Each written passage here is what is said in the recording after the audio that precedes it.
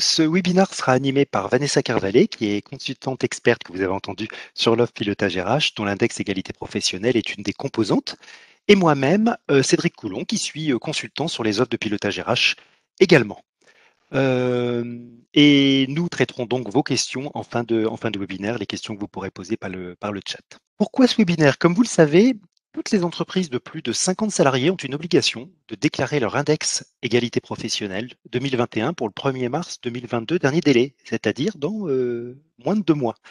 Cette année sera particulière car c'est la première année pour laquelle des pénalités peuvent être appliquées de la part de la direction du travail.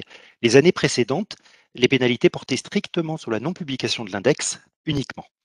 Désormais, il y aura un suivi beaucoup plus important des résultats sur les 3 années, puisque c'est la première fois que les 3 ans figureront en termes de publication. Aujourd'hui, vous possédez le module pilotage RH qui permet de calculer cet index égalité professionnelle de façon modélisée. C'est extrêmement important et c'est d'ailleurs la raison de ce webinaire, et donc d'automatiser la production de l'index qui nécessite d'appliquer des règles de gestion parfois complexes. La publication 2021 sera notre 3e année de calcul avec le module PRH. Via ce webinaire, nous vous proposons de vous accompagner dans la préparation à la production de cet index. Pour cela, nous allons parcourir 3 grandes étapes. La première va consister à la réalisation du contrôle des données de votre SIRH, gestion administrative et paye. En effet, la qualité des données sources et leur fiabilité est indispensable au calcul modélisé. Donc, la réalisation des contrôles des données GAP est un prérequis indispensable à ce que derrière, la production en soit extrêmement simplifiée. Ensuite, la deuxième grande étape consistera à préparer le paramétrage de votre index, notamment permettre de personnaliser, par exemple sélectionner les rubriques de paye qui seront prises en compte dans la définition de la rémunération, ou encore déclarer des UES, c'est-à-dire des groupements de sociétés. Ou encore, vous verrez, Vanessa nous présentera comment nous pouvons exclure des matricules de la génération de l'index lorsque c'est nécessaire. Et puis, on verra, et c'est la partie, je dirais, la plus simple, une fois que ces 2 premières grandes étapes sont traitées, celle-ci, c'est la partie, vous verrez, qui prend le moins de temps, puisqu'il s'agira de vous montrer comment produire votre index à partir du module PRH. Ça permettra bien évidemment de valider la note finale et de justifier des résultats des 4 ou 5 indicateurs en fonction du périmètre et du nombre de salariés à l'effectif que vous aurez à produire. Je vais maintenant laisser la parole à Vanessa qui va commencer par la présentation de la méthodologie de préparation. Oui, donc merci Cédric. Alors en effet, avant d'évoquer l'ensemble des contrôles qui sont à effectuer, nous allons vous présenter la démarche que nous vous proposons. Pour chacune des étapes que je vais décrire par la suite, nous avons construit des fiches pratiques. Ces fiches, elles vont vous accompagner dans les actions qui sont à réaliser de votre côté et elles contiennent pour chacune le lien pour accéder à des requêtes de contrôle qu'on va vous présenter et la description des mises à jour qui sont à effectuer pour certains éléments dans les dossiers GAP. Vous verrez qu'au niveau des requêtes, sur le même principe que les fiches pratiques, elles disposent d'une page de garde qu'on a nommée lettre d'information et qui contient pour chaque requête le descriptif de la requête, comment exécuter la requête et les éléments qui sont à contrôler afin que le calcul de l'index puisse se faire au mieux. Alors, on va commencer tout de suite avec la première fiche pratique qui sera mise à votre disposition et qui concerne les tables GAP qui vont être utiles pour le calcul de l'index. Donc ici, on va avoir deux tables à contrôler qui sont la table des augmentations, cette table est nommée typo, TYPAU. Vous avez peut-être déjà consulté cette table. Elle contient en fait tous les codes d'augmentation qu'il est possible de saisir sur votre système d'info. Pour chacun de ces codes, il est important que se trouve en face une correspondance avec un code augmentation au sens de l'index, EFH. Nous, au niveau de l'index, on va avoir 2 valeurs possibles. C pour préciser qu'il s'agit d'une augmentation collective et I pour préciser qu'il s'agit d'une augmentation individuelle. Ce qu'il faut bien noter, c'est que s'il existe un code dans votre table qui n'a pas de correspondance avec la notion de I ou de C, eh bien, cette augmentation ne sera pas référencée dans l'index EFH produit depuis Pilotage RH. La deuxième table qu'il est nécessaire de contrôler, c'est la table qui se nomme PRE, incident de présence. On sait qu'au niveau du calcul de l'index, tous les collaborateurs ne sont pas éligibles. Il faut avoir plus de 183 jours de présence. Et certains éléments d'absence, comme par exemple, je vais prendre la maladie, le cas le plus simple, certaines absences viennent diminuer la présence qui sert de référence. Si je prends un exemple, j'ai été absente pour maladie plus de 6 mois de l'année, eh bien, je ne serai pas éligible au calcul de l'index. Ma rémunération ou mes augmentations ne seront pas prises en compte dans le calcul de l'index. Au niveau de cette table, on vous propose un modèle qui a été validé par notre consultante juridique par rapport aux incidents modèles, c'est-à-dire qu'elle a pour chaque incident précisé si c'était un incident qui doit venir diminuer ou non la présence d'un collaborateur. Donc, ce qu'on vous demande, c'est de venir regarder si le modèle correspond également à votre compréhension du texte, sachant que notre consultante a fait ce travail. Et puis, pour les incidents qui sont personnalisés sur votre base, puisqu'il est possible d'avoir des incidents spécifiques, eh bien, c'est de venir préciser si l'incident doit venir diminuer la présence du collaborateur. Pour ça, il y a 3 valeurs possibles. En fait, il est indiqué 0 lorsque l'absence ne vient pas apporter une diminution sur la présence du collaborateur. On va dire que c'est neutre pour le calcul de l'index. 0,5 pour certains incidents, comme par exemple, il existe des incidents demi-jour événements familiaux, demi-jour événements CP. Là, c'est 0,5. Et puis, sinon, une valeur de 1 pour les incidents, comme par exemple la maladie ou l'accident de travail, où là, c'est chaque jour compte pour 1.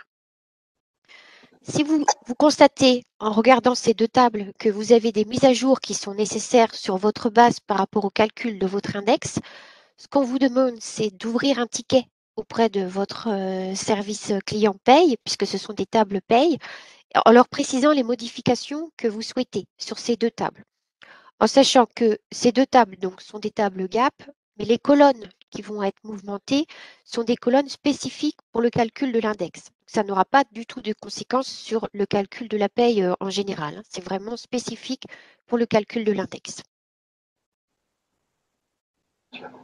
Donc après, on va parler des données promotion. Donc une deuxième fiche pratique. Pourquoi? Parce que pour les sociétés qui ont plus de 250 collaborateurs, il y a un indicateur qui porte sur les augmentations. On sait que une augmentation au sens de l'index, c'est un changement de classification ou de Une coefficient. promotion. Pardon, une De promotion. promotion, pardon, Oui, oui, promotion. pas de souci. C'est donc il y a une nouvelle donnée qui a été créée dans le système d'info, promotion EFH, déjà l'année passée. Donc vous avez déjà dû constater que cette information était présente. Et donc déjà l'année dernière, pour les clients qui ont calculé avec nous, il fallait venir cocher cette information à chaque fois qu'il y avait un changement de classification ou de coefficient au sens de l'index. Celle-ci, celle que je vous montre ici sur l'écran. Voilà, c'est ça. Alors cette année, on a complété la proposition avec une deuxième donnée qui s'appelle aussi promotion emploi EFH et qui se trouve, elle, sur le thème emploi, puisque certains clients nous avaient fait un retour comme quoi, dans certaines situations, le changement d'emploi peut également être considéré comme une promotion au sens de l'index.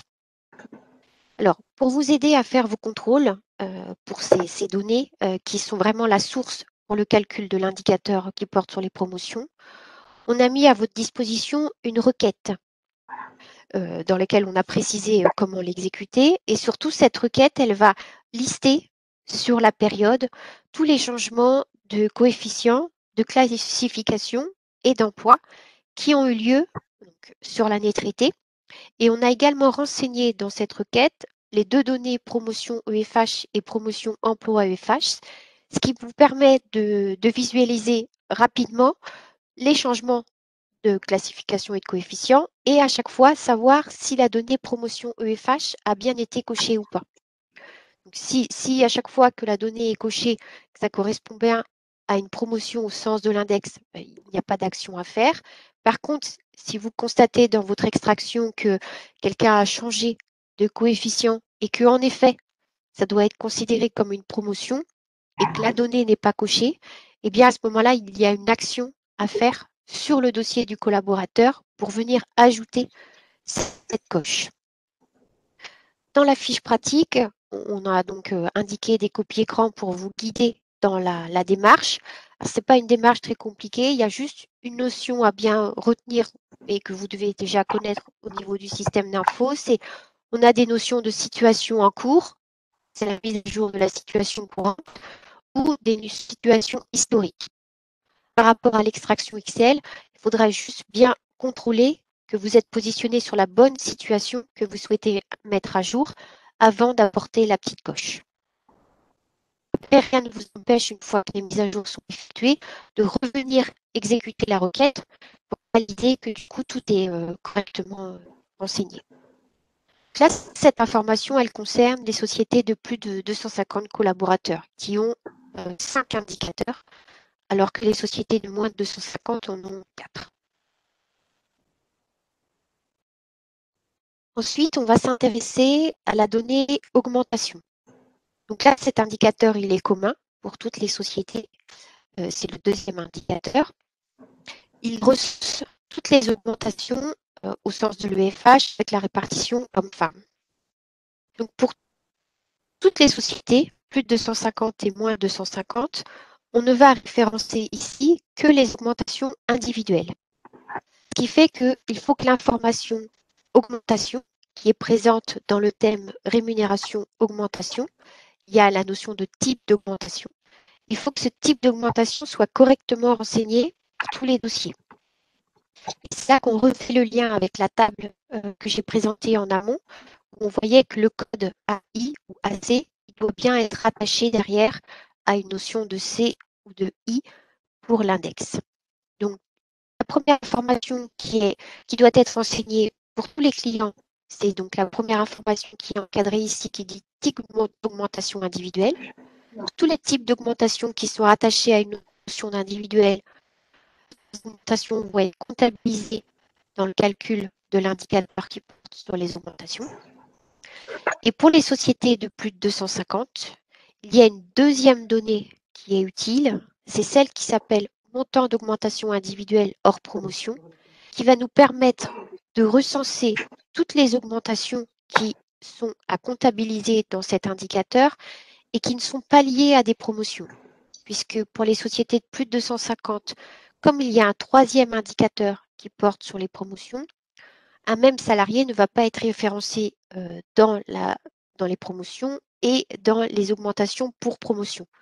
Donc ici, on ne souhaite, pour les sociétés de plus de 250, on ne souhaite comptabiliser que les augmentations qui ne sont pas liées à une promotion. Ce qui fait que voilà, c'est une donnée importante et qui doit être renseignée pour les sociétés de plus de 250. Juste pour faire le lien, hein. Alors là, on est sur un exemple alors qui n'est pas alimenté, mais c'est la différence entre l'indicateur 2 qui présente l'écart d'augmentation et l'indicateur 3 qui présente l'écart de promotion. Et bien évidemment, dans cet écart de promotion, nous ne prenons pas en compte les augmentations pour promotion, justement. Oui. OK. Alors là, une fois qu'on a fait ce travail de validation des données sources, qui est le travail, on va dire, le plus important, puisque c'est vraiment la donnée source qui va faire le résultat derrière. Après, on peut commencer à travailler sur la préparation de l'index. Donc là, je vais vous présenter 4 fiches qui sont à suivre et qui vont permettre de personnaliser par client le paramétrage. La première fiche, elle porte sur les habilitations. Donc on va dire 3 types d'habilitations. La première habilitation à valider, et elle est normalement active chez tous nos clients, c'est valider l'accès au requêteur. Puisque en fait, on va partir depuis pilotage RH et on va aller tout de suite se retrouver sur le requêteur BO. Il faut que l'expert qui accède à pilotage RH ait bien sûr un accès au requêteur BO. Si on a un interlocuteur client qui n'a pas accès, eh bien c'est son chef de file en interne qui va pouvoir lui donner l'accès au requêteur BO. On va ensuite avoir l'administrateur pilotage RH, qui peut être différent du chef de file, qui va pouvoir indiquer pour ces experts, en fait, qui a le droit de lancer le calcul de l'index et sur quelle société. Si on prend l'exemple d'un client qui est multisociété, avec un expert pour chaque société, eh bien, il va pouvoir préciser cet administrateur pilotage RH. Et voilà, pour telle société, c'est tel expert, pour tel autre, c'est un autre. Et ça nous permet de gérer des habilitations. C'est également l'administrateur pilotage RH qui va pouvoir créer ces notions d'UES. C'est-à-dire qu'on a des clients qui nous précisent, ben voilà, moi je suis multisociété, mais au niveau de ma déclaration d'index, je regroupe toutes mes sociétés. Donc il y a un tout petit paramétrage qui est à réaliser qui permet de dire cette US, elle est composée de telle et telle et telle société. Donc là aussi, l'administrateur pilotage RH a la main pour définir cette notion d'UES. Et ensuite, quand il va lancer sa création d'index, on verra tout à l'heure, il va indiquer le code UES et ça va consolider dans un même index les différentes sociétés qui ont été rattachées. Voilà. Et donc, tout est décrit dans la fiche pratique. Exactement. Vous avez sous les Qui est yeux. ici. Oui. Bien. Les habilitations. Voilà pour les habilitations. Après, un tout petit focus pour les sociétés qui sont équipées de notre gestion des temps. La gestion des temps qui s'appelle Gestil. Donc, on a précisé tout à l'heure qu'on s'appuyait sur les incidents de la table PRE qui nous permettent de dire tel et tel incident sont des incidents qu'on va prendre en compte pour le calcul de l'index. Pour les clients Gestil, donc comme vous avez la gestion des temps, il y a une petite action à réaliser pour dire je veux que mes incidents qui sont dans Gestil remontent dans une table spécifique qui est utilisée pour la requête qui va générer l'index. Donc c'est une action qui est à faire, qu'on a décrit ici, qui est à réaliser par un expert RH, le chef de file, mais l'expert RH normalement a accès à ce point de menu. Ça s'appelle mise à jour des absences. Donc, dans la fiche pratique, on a précisé les informations à renseigner. Il y a une date à renseigner. On n'est pas obligé de préciser la population et ça va lancer une extraction et ça va alimenter la table. C'est utile pour remonter correctement les absences. Une chose à préciser quand même, donc cette action, vous pouvez par exemple la faire déjà aujourd'hui. Ça va remonter les absences. Par contre, si vous êtes en paye décalée, il est possible que toutes les absences du mois de décembre ne soient pas encore complètement saisies ou renseignées. Et à ce moment-là, on préconise peut-être de relancer cette extraction début février pour s'assurer que vraiment toutes les absences de l'année 2021 et surtout de décembre soient correctement comptabilisées et qu'on ait vraiment la population éligible correcte tout début février. Après, c'est pas une obligation, hein, c'est une idée pour être sûr qu'on a bien toutes les absences.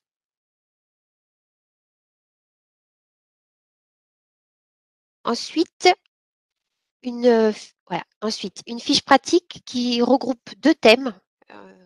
Alors, le premier thème qui est assez simple, c'est la possibilité d'exclure des matricules. On n'est pas ici sur l'exclusion des collaborateurs, par exemple les mandataires sociaux, les contrats de pro, les apprentis, qui sont exclus directement dans la requête, puisque c'est le légal. On est plutôt sur des exclusions de matricules pour certains clients qui ont des matricules fictifs dans leur base. Pour des besoins divers, parfois on a besoin de créer des salariés fictifs. On sait qu'on a certains salariés fictifs dans des bases. Il ne faut pas qu'ils viennent, entre guillemets, polluer le calcul de l'index. Et comme souvent on ne peut pas les repérer facilement parce qu'ils ont tous les autres critères qui sont renseignés comme un salarié classique, c'est juste le nom qui change, eh bien, on s'est donné la possibilité de venir les exclure en saisissant les matricules les uns derrière les autres avec un point-virgule, en n'oubliant pas les zéros devant si vous êtes sur 8 positions et vous avez complété par des zéros en amont. Et c'est cette possibilité de venir ajouter des matricules ici en exclusion. Dans cette fiche pratique, on a également décrit comment préparer le calcul de l'indicateur qui porte sur les maternités. L'indicateur qui porte sur les maternités, il est binaire. On a soit 0, soit 15, soit incalculable. Il y a quand même 3 valeurs possibles. Le calcul est relativement complexe et ne pouvait pas être positionné dans la requête. Ça aurait trop alourdi les temps de traitement.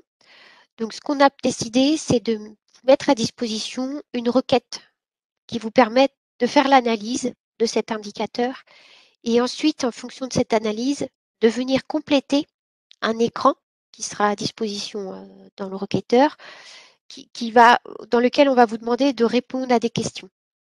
Alors, là aussi, on a mis à disposition une requête C'est d'analyse. celle-ci, hein. Alors, c'est pas une requête de contrôle, oui, c'est plutôt une requête d'analyse, celle-ci, avec deux noms, puisqu'on a deux types d'offres au niveau de nos clients. Donc, voilà, soit vous aurez une requête qui sera codifiée avec la notion de ZEM, soit vous aurez une requête codifiée avec la notion d'atout. Alors ça, c'est technique, mais c'est pour isoler les deux situations. Au niveau de cette requête, on va d'abord restituer dans un premier onglet la liste des salariés qui sont de retour de maternité. Ça va servir de base de calcul. Ensuite, sur un deuxième onglet, on va lister la liste des indicateurs, la liste des salariés, de retour maternité qui ont bénéficié d'une augmentation à leur retour pendant le congé. Et ensuite, on a indiqué un troisième onglet dans lequel on a listé la liste des augmentations des salariés qui ont une catégorie identique à celle des collaborateurs qui sont de retour maternité. Et à partir de toutes ces informations, vous allez ensuite pouvoir répondre donc, sur l'écran de maternité aux différentes questions qui sont posées. C'est-à-dire, y a-t-il eu des retours de congé maternité? Si c'est non, l'indicateur ne sera pas calculable et ça va s'arrêter comme ça. Et du coup, votre note globale, elle sera recalculée en tenant compte du fait que l'indicateur qui porte sur les maternités n'est pas calculable. Par exemple, vous aurez ce type d'affichage. Voilà, exactement. Ouais. Si par contre vous avez eu des retours maternité, il y a une deuxième question qui est posée qui vous dit est-ce qu'il y a eu des augmentations versées? Voilà, des augmentations ont-elles été versées pendant le congé? Si c'est non, bien là encore, l'indicateur ne va pas être calculable puisque les personnes n'ont pas bénéficié d'augmentation, mais de toute façon, il n'y a pas eu d'augmentation. Donc là, on ne sera pas encore calculable. Si la réponse est oui, c'est là qu'on va venir saisir des chiffres. On va venir saisir le nombre de personnes qui sont concernées par les augmentations parmi les salariés de retour de congé de maternité. Donc, on a la première ligne qui dit le nombre de personnes de retour de congé et la deuxième ligne qui dit parmi ces personnes, quelles sont celles qui ont bénéficié d'une augmentation. Et là, le calcul, il se fait très simplement. Si les deux chiffres sont identiques, la note est de 15. Si les deux chiffres sont différents, la note est de 0. Voilà. Donc, il y a un travail en amont à réaliser sur l'analyse, en fait, pour ensuite venir renseigner cet écran. Alors, pour les clients qui ont calculé avec nous l'année dernière, vous allez voir que l'écran a évolué. L'année dernière, on demandait de saisir directement les deux chiffres.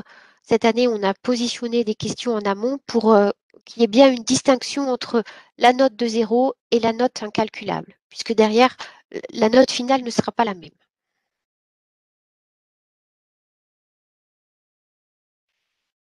Voilà pour la maternité. Ensuite, il reste un dernier thème à regarder avant de lancer la création, c'est l'exclusion des rubriques. Donc au niveau de cet index, le premier indicateur et le dernier indicateur sont des indicateurs qui portent sur les rémunérations. Alors, on n'est pas sur des rémunérations, la rémunération brute par exemple, on est sur certains éléments de rémunération. On va tenir compte des salaires, des avantages en nature, de certaines primes annuelles, ponctuelles, et on sait par exemple que les primes de suggestion, les primes d'assiduité, elles ne doivent pas être comptabilisées dans la définition de la rémunération au sens de l'index.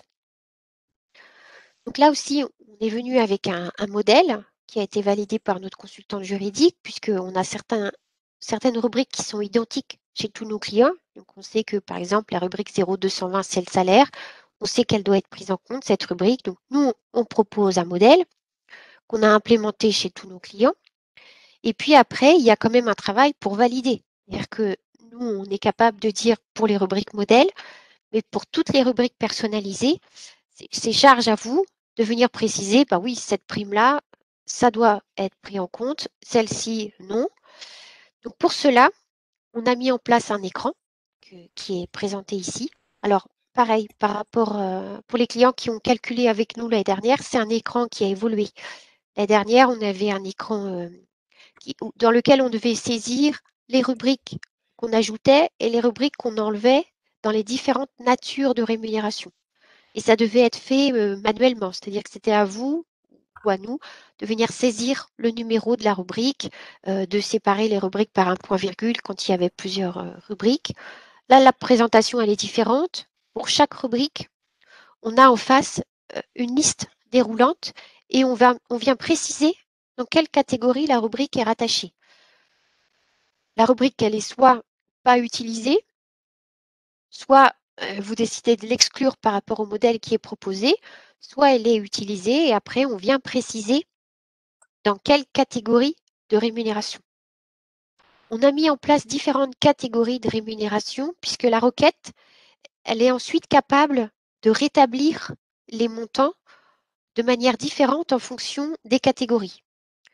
Donc, par exemple, une rubrique qui est positionnée dans le thème salaire, si vous avez des collaborateurs qui sont à temps partiel, eh bien, la requête va être en mesure de restituer le salaire sur un temps plein. De même, si vous avez un collaborateur qui est rentré, par exemple, en mars, la personne n'a pas été présente en janvier, février, pour autant, elle est éligible au calcul de l'index, puisqu'elle a les 183 jours de présence, eh bien, la requête va être en mesure aussi de rétablir comme si la personne avait été présente sur toute l'année.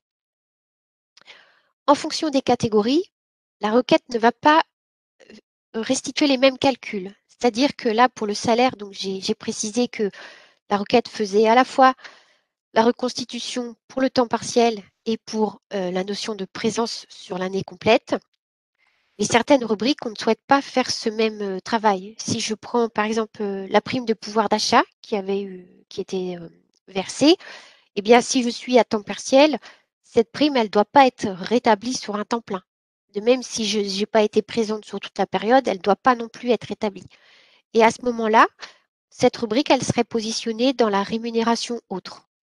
En fait, dans la fiche, on a précisé pour chaque catégorie de rémunération FH que fait la requête comme reconstitution.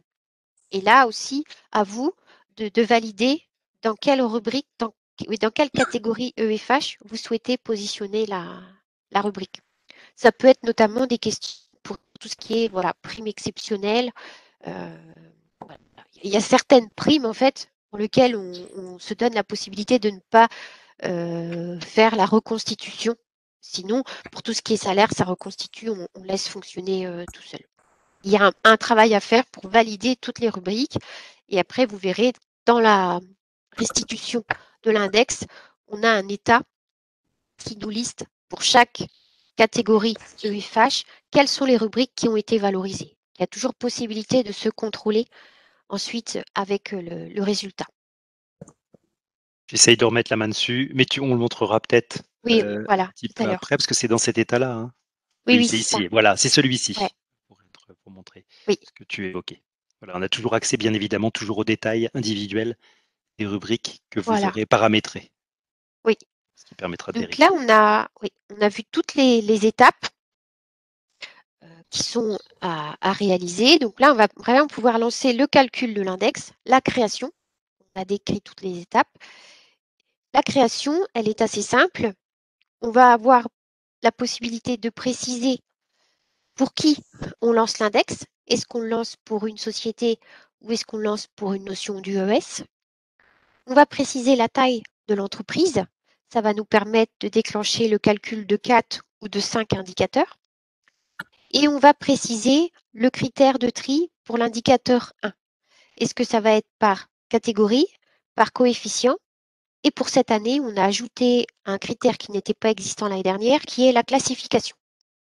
Donc, 3 axes possibles, en sachant que, juste un rappel, ces axes, ils s'appliquent sur le premier indicateur. Après, pour les autres indicateurs, c'est bien la catégorie qui doit être exploitée.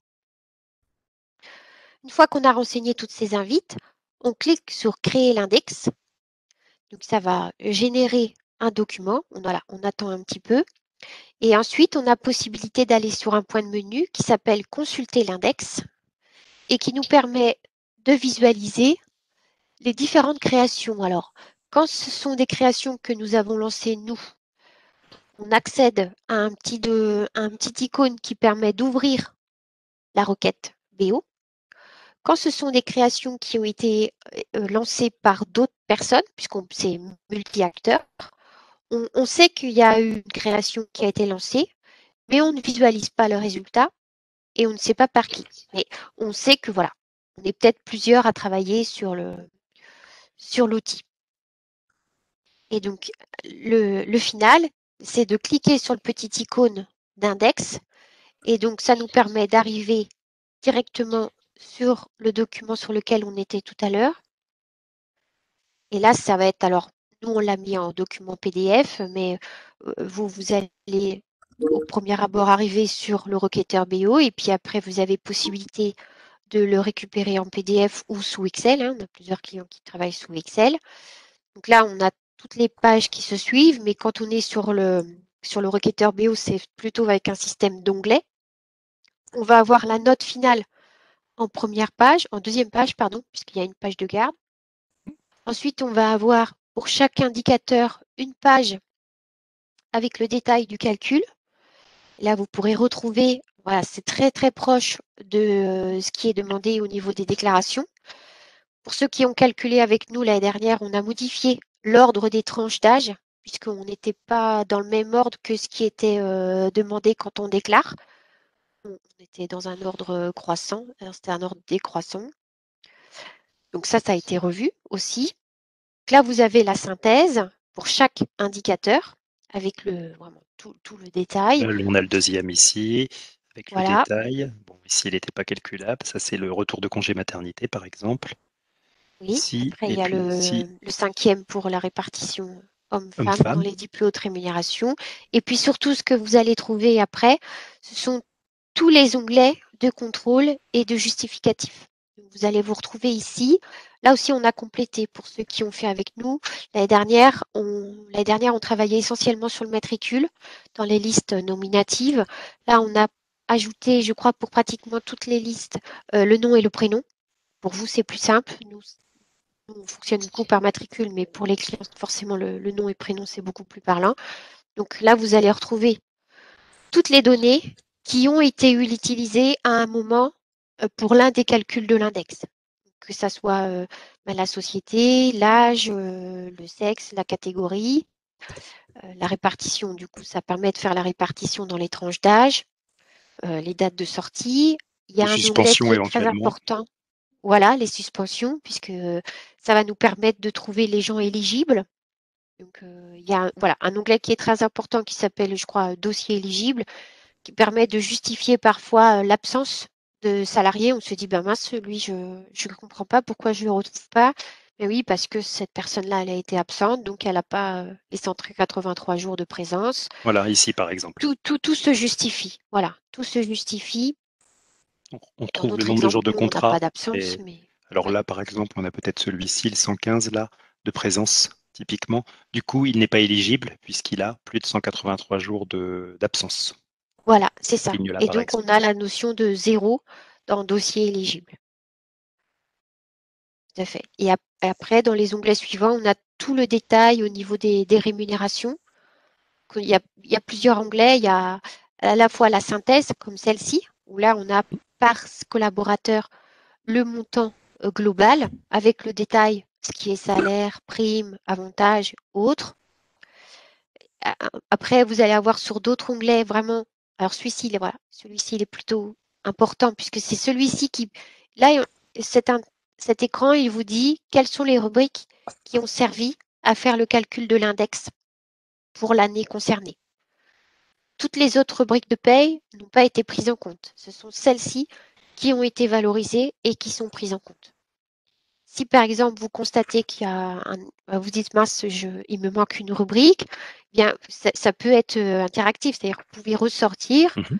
vous modifiez votre écran de rubrique et vous pouvez relancer un calcul d'index. Vous Vous pouvez lancer retournez, plusieurs voilà, fois. Voilà, il n'y a pas du vous tout de revenez ici, contrainte. vous paramétrez, vous relancez. Oui, et on a le résultat. Alors, il faut un peu de temps pour la requête parce que ça commence à être des requêtes lourdes, hein, donc ça met un peu plus de temps. Mais vous pouvez relancer autant de fois que vous voulez le calcul de l'index.